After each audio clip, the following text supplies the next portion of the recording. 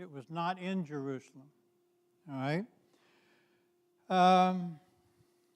One of the places is Tiberias.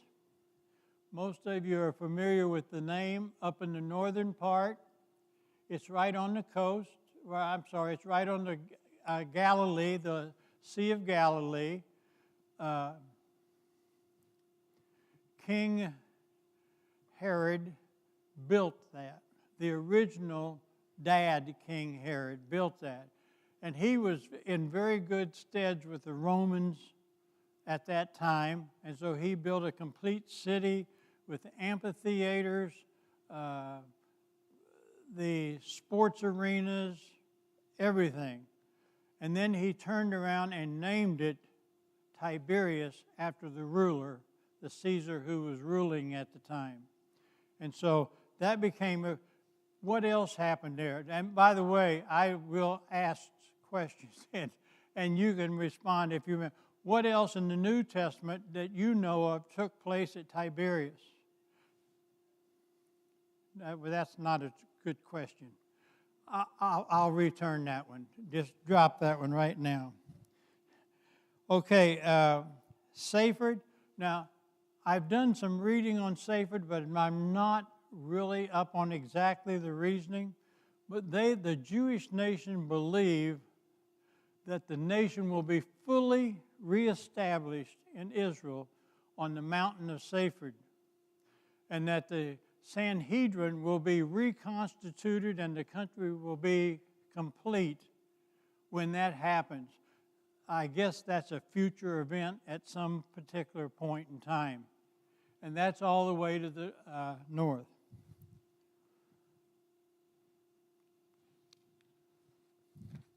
Now, there's two places on this that we will be talking about quite a bit over the next few weeks. Samaria, which is right in this area here, and Shechem, two very, very important Old Testament and in the New Testament becomes very important, because when you talk about the northern kingdom, by the time you get to the captivities, you're going to find out that Samaria was the capital. Shechem was the holy site. And Shechem was a very, very holy site to all Israelites, both the north and the south. It's an ancient biblical city. It's been excavated a great amount of time. The town was located between Mount Ebal and Mount Gerizim. And it means shoulder, which means it's right in between two mountains. Now, a lot of things happen in the Old Testament. If I can get the page turned here. It was a place of promise. It was first mentioned in Genesis, in the 12th chapter of Genesis. It was the location where Abram stopped at the tree of Moreh and received God's promise of the land. So the first time that God spoke to Abram in the country and promised him that all this land was going to be theirs someday was at Shechem. It served as a Levitical city of refuge. In other words, if you had committed a crime and you were afraid that the family was going to seek justice on you, you could run to a Levitical a city and stay there until it was settled legally.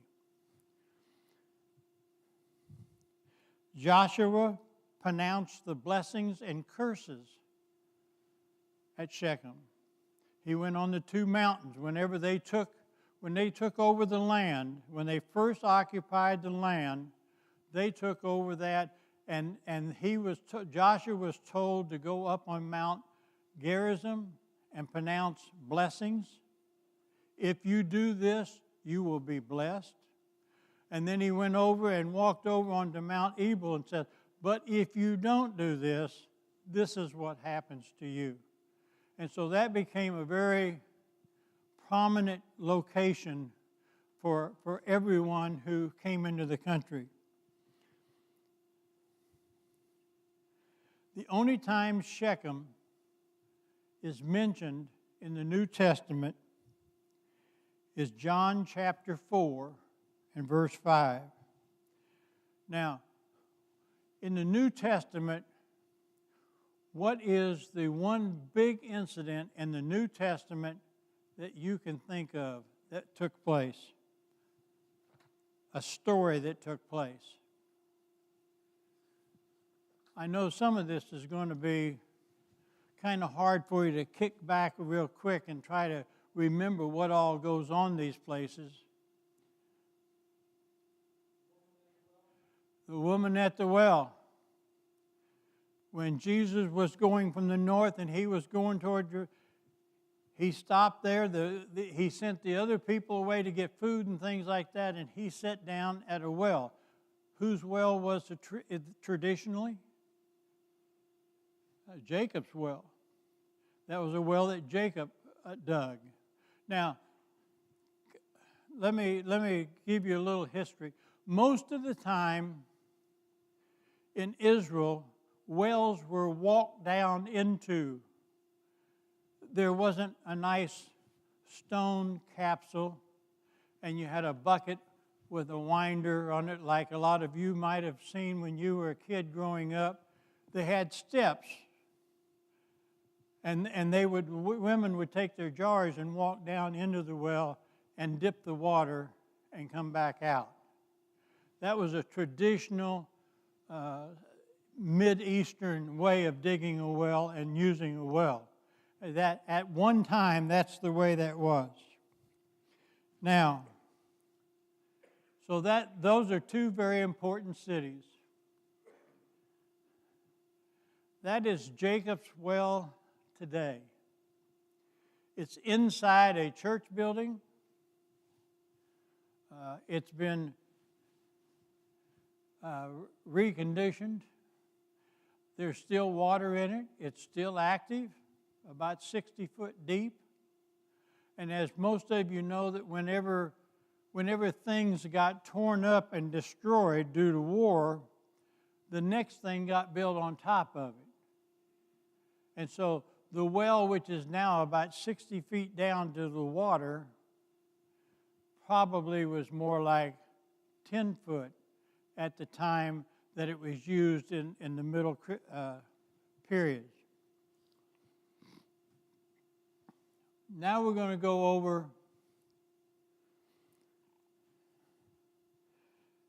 these are some places I told you we were going to cover, and I realize this is a lot of information, but I want to kind of give you a historical presence. The first one is Beth Shemesh, over here, down in the bottom, if I can get this thing working. In this area right here. Do you remember the story of Solomon and the Philistines captured the ark?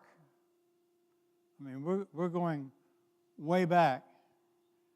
And the Philistines in a battle actually captured the ark and took it to their country. God said, no, that's not going to work. And so he sent all kinds of plagues on them, and finally they'd had enough of having this ark, and so they sent it back to him on a wagon. They sent it back to Beth Shemesh. And if you stand there in the ruins of Beth Shemesh today, you can stand there and look at the very valley that they turned the oxen loose. They brought it so far, turned the oxen loose, and they walked out into the middle of this valley. It was a wheat field, and the people there saw and so they picked it up the right way, using the poles, and carried it to the sanctuary. So that's Beth Shemesh, and that, by the way, was the person who had the rights to the archaeological dig was a professor at Harding for years. He just retired about 3 years ago, and he was actually in charge of all that archaeological dig, and we were able to visit that. Let's see. Valley of Elah. And you can see the title I have on it. The Valley of Elah is located just a little bit to the west of Jerusalem. And that is the David and Goliath story. And I don't know what you envisioned in your mind when you read that story as a kid growing up. You know, a mountain over here and a mountain. Well, it's kind of a really big valley. And there actually has always been a creek that ran through that place. And if you remember the story, when David goes out, he stops at a creek and picks up some stones and puts them in his purse. And when he goes, he uses those stones from that creek to slay Goliath. That creek is still there, or one just like it, I guess. It's a big valley. I told a joke, and I'm not a very good jokester on this thing, but I told a story when we got back on the bus after we had spent some time there, and as we were walking back down this dirt road to get on the bus, as we went through the creek, I noticed that everyone in our group, as they were going, picked up a rock and like no one else had ever seen them do that, you know. And so when we got on the bus, I said, "Did you all see that big truck?" And so, "What do you mean?" I said, "A big load of gravel that was being dumped in the creek for y'all." Because everybody who's ever been to the Valley of Elah walks away with a stone in his pocket, okay? And so that's one, it's not that funny, but it worked. Beth Shean. Now, we visited Beth Shean over here. It's right alongside, it's about 10 miles west of the Jordan River, and it's a big Roman city. It was a very large Roman city. It was inhabited by the Philistines. Now, you know from your Old Testament history that the Philistines were always a thorn in the side of the Israelites when they settled. There was a constant war that went on for years and years and years. Saul marched out after God had already pronounced that he was no longer going to be king. He marched out and went against the Philistines at Bethshean. He felt, rather than to be captured, he fell on his own sword and killed himself, along with his sons. When they captured him, they pinned him to the outside wall and left Saul and his sons there until they just disappeared. That was, you can think of that as Saul not paying attention to God. Saul was told not to go out against the Philistines, but he did anyway, as was normal for Saul. He did pretty much what he wanted to do. So anyway, that's another major city. Hazar, Megiddo, and Gezer. 3 major cities. As you can see, Hazar in the north up by Dan, Megiddo, and Gezer.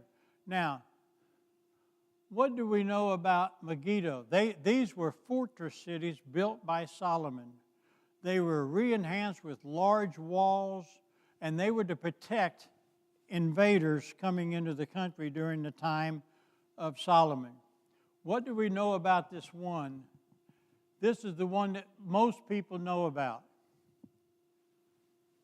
Megiddo. If you stand outside the wall, what's left of the archaeology dig, and look to the west, there's a huge valley that extends for miles. You have to go to Revelations to read about Megiddo. You go to Revelations and they talk about a great battle that's going to be held at the Valley of Armageddon. And that is a different way of spelling and talking about Megiddo. Megiddo was a very large valley that many very large battles were fought during the time of the Israelites and the different groups who would come in and try to get them out of their country. Okay? So Megiddo, very, very important city. You probably know about two of these places, Bethany and Bethany beyond the Jordan. What is the difference between Bethany and Bethany beyond the Jordan? Who lived at Bethany? Lazarus. Lazarus, best friend. I guess if Jesus had a best friend, Lazarus would be him and his family. About 3 miles outside of Jerusalem. Bethany beyond the Jordan was made famous because that's where John was baptizing. That's several more. It's north on the Jordan River. So if you go straight over to the Jordan River from Jerusalem and go north a few miles, that's Bethany beyond the Jordan. Okay. Damascus. Now, Damascus is not on this map. It's up in this area up here. Let's see here if I've got a picture. Oh, okay. Now then,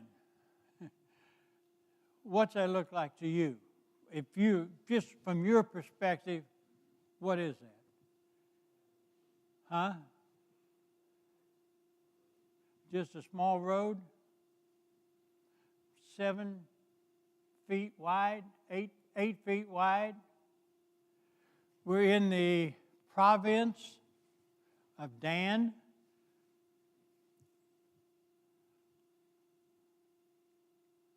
All the way up into this area right here. Maybe that'll give you a clue. Have you ever heard Tom? I talked to Tom about this.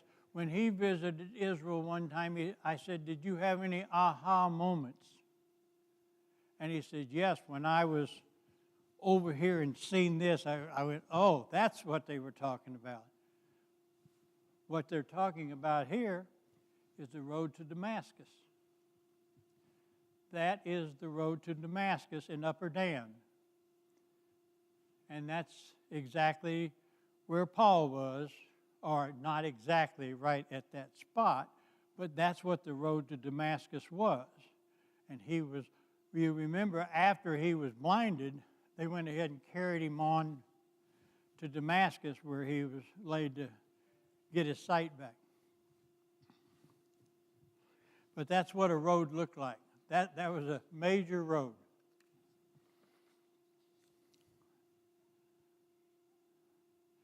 Caesarea. Now we'll go back.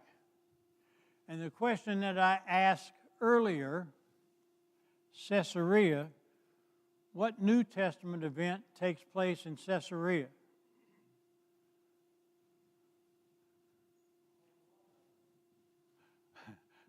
Well, the one in the New Testament that we talk a whole lot about in the church, don't we? We talk about Paul being taken for 2 or 3 years in prison before he's sent to Rome. He was taken to Caesarea. And that was Herod's contribution, Herod the Great. That was his contribution to the Caesar as recognizing the relationship that he had with Rome. It was the one thing that kept the country free from complete Roman takeover early on. He had a very close relationship with him, and so he named his place on the Mediterranean Sea, he named it Caesarea to honor Caesar. Now, what you're looking at is what's left of Herod's palace, the very place where Paul stood trial for over a period of 3 years. He stood trial several times, having to answer for what he has said and the confusion and the uproar that he had raised in Jerusalem. So in order to keep him from being killed, he was taken under guard to Caesarea and put in. And he would have been released there had he not claimed what? What did he do that got him to Rome? I'm a Roman citizen. You can't judge me. Excuse me?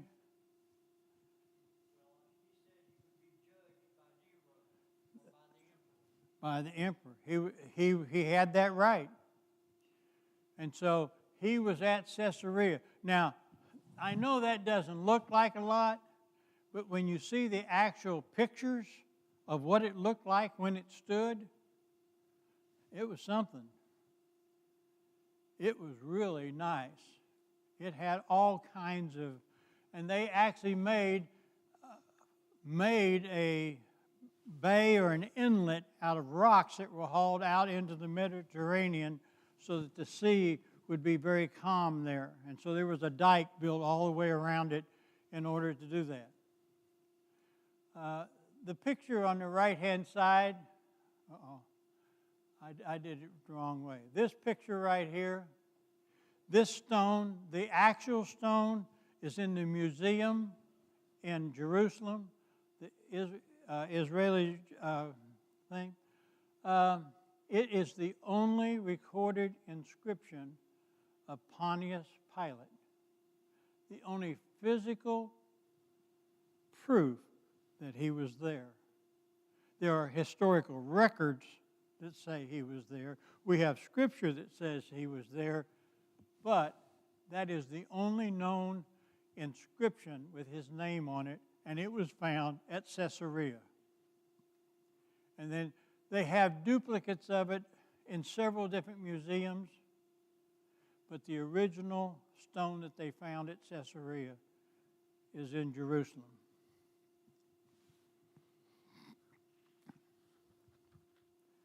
Okay, we'll kind of take a pause here.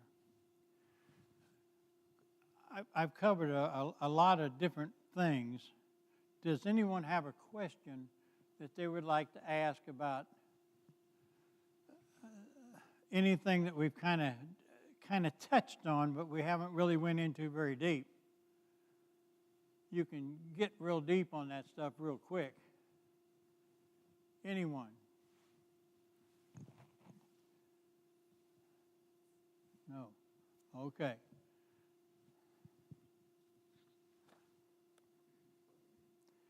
Now,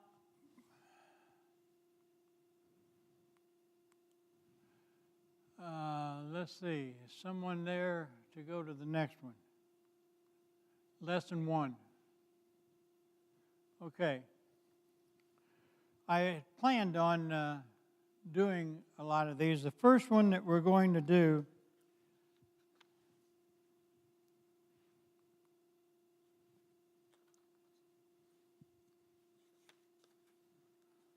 well, that's interesting.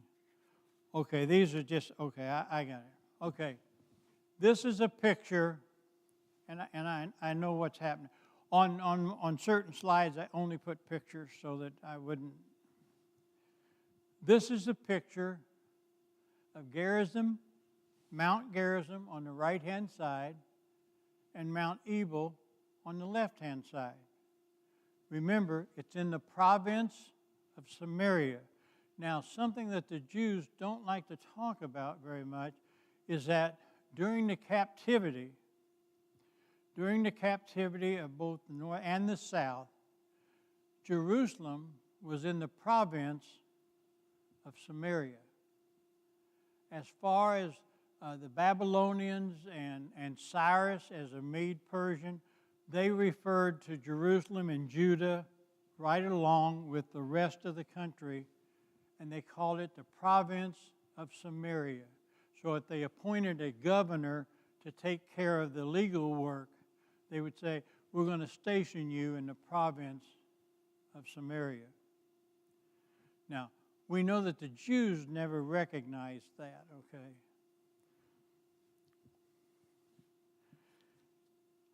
Now, we're going to do just briefly. Do you remember the northern kingdom? What caused the northern kingdom to be developed? Why was there a northern kingdom and a southern kingdom? Huh?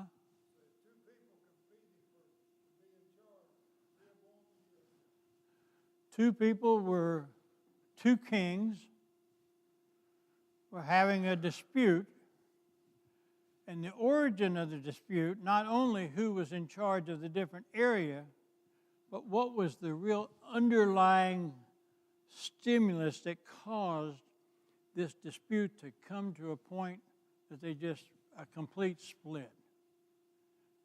I believe if you read that you will find that in the northern kingdom, he said, I don't understand why you expect us to travel all the way down to Jerusalem just so that we can worship.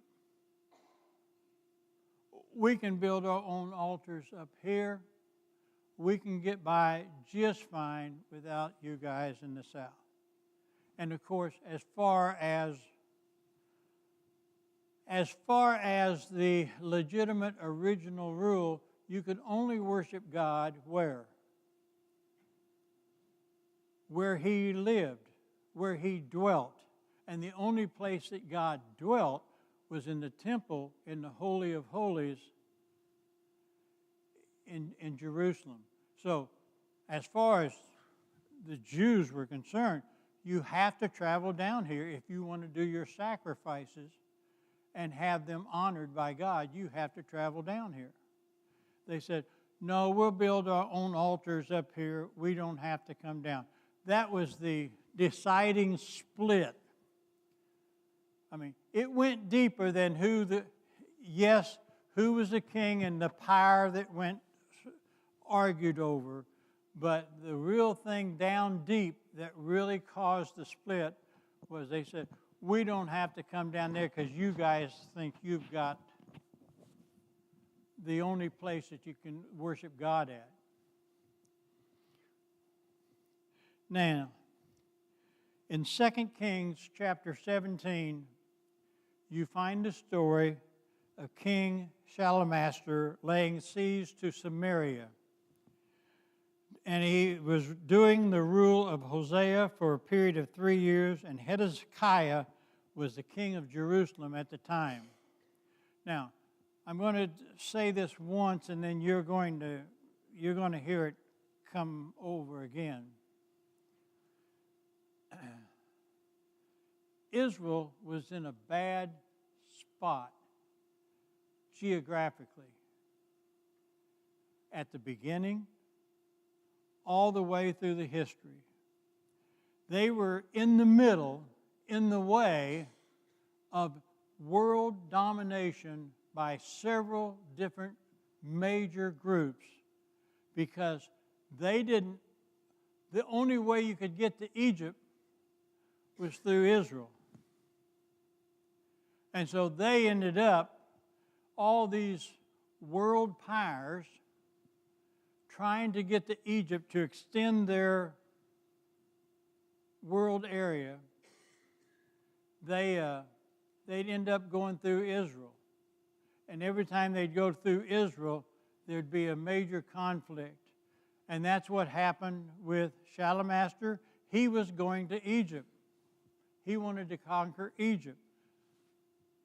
Well, the kings in the northern part marched out, and he came to their capital cities and laid siege. Now, the big thing that you need to know about the northern kingdom and the impact that it had, when the northern kingdom was taken captive, Shalmaneser, his father, had started a process long before Shalmaneser was the best way to control a country, if you've conquered it, is to export the people out. So he came in and exported all the people of prominence and military. He took them out, and took them over toward today what you would call Iran and Iraq. He transported them. And then he took tribes from that area and transported them in to that vacated land. And he said, if you move people away from their homeland, they won't be a problem to control. And so then he moved the 5 tribes of Kulath out of Persia, which is Iran today. He moved those into the northern kingdom, and that's where so much of the problem started, because those people brought their own gods, their own religion, and everything like that with them. And so now you have a situation where you have all idol worship everywhere throughout the northern kingdom. And we know what's going to happen from history when that was set up that way.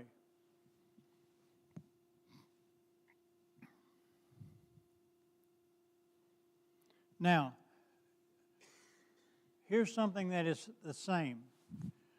The very poor people in the north and the people that were not soldiers, they were not transported out.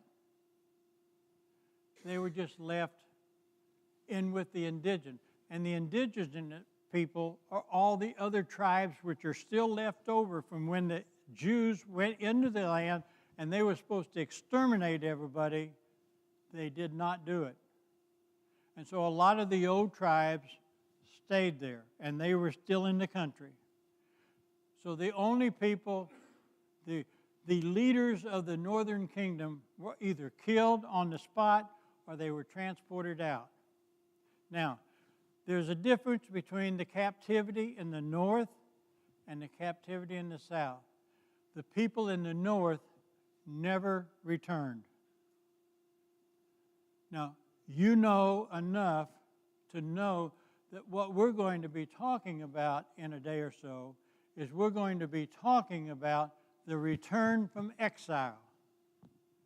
The southern kingdom, which was taken into captivity into Babylon, many of them were allowed to, not the same people, but their generations after them were allowed to go back. The one thing I stumbled across, there's one verse in Ezra, and now you think of 70 years, right? 70 years is the captivity.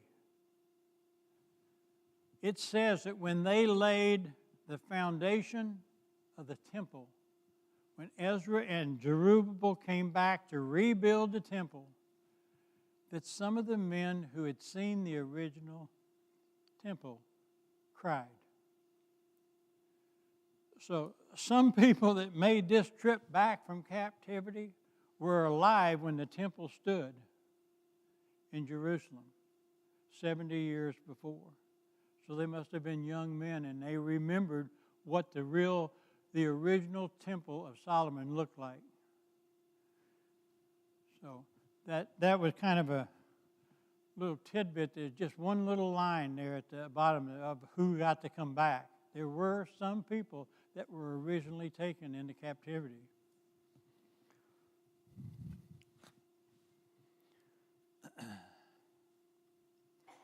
What do we know about the southern kingdom being taken? Who took the southern kingdom captive?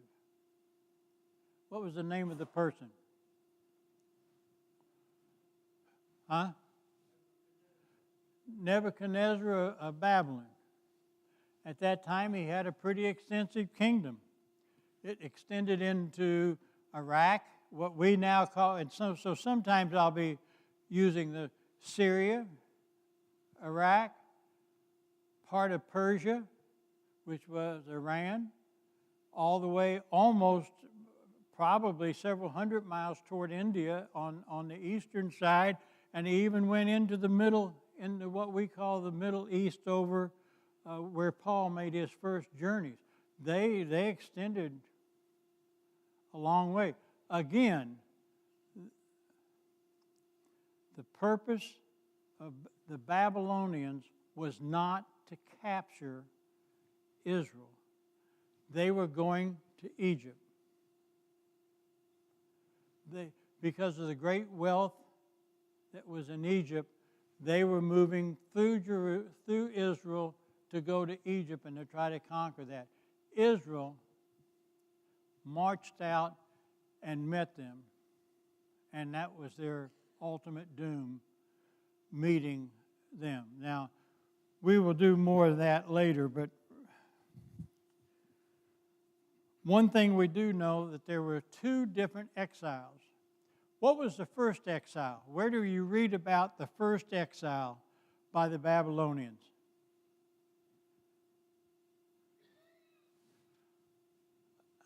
Who was the young royalty person? Huh? Daniel. So they came over and they immediately marched right into the city. And so how did they go? They took all the royal, young, learned people and sons and daughters of very important people in Jerusalem and took them back. And what was the first thing that happened to them when they took them back? What did they do to their names? Changed their names, didn't they? Yeah.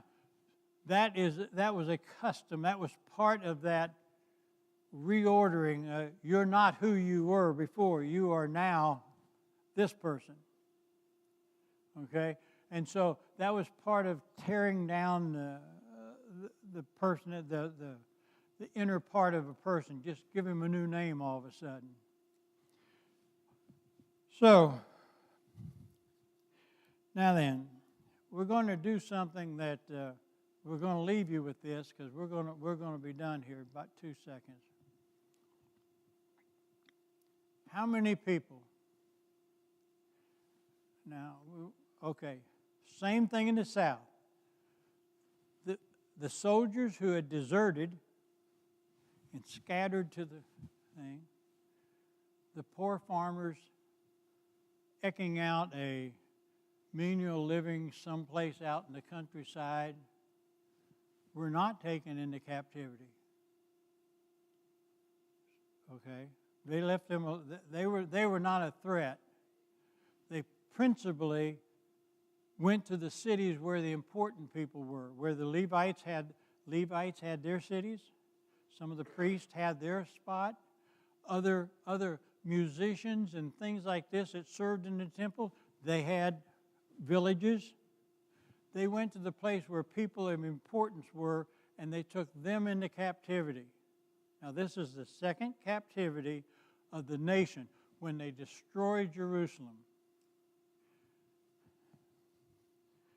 Someone read Jeremiah chapter 52, verse 28. Jeremiah 52, 28 to 30.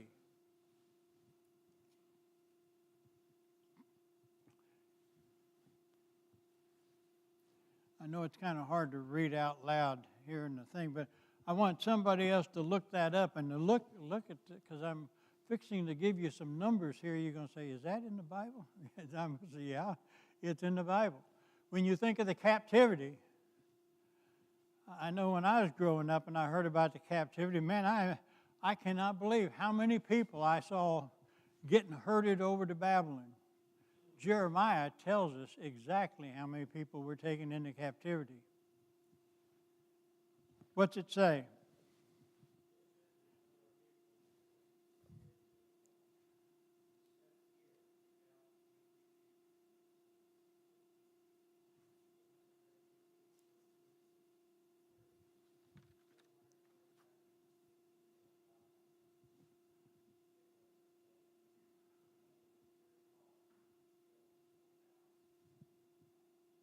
Okay. 4,000 and something? Was that men only? Huh? 4,200 men. Now, in the Bible, we know that when numbers are counted, sorry, ladies, you weren't counted.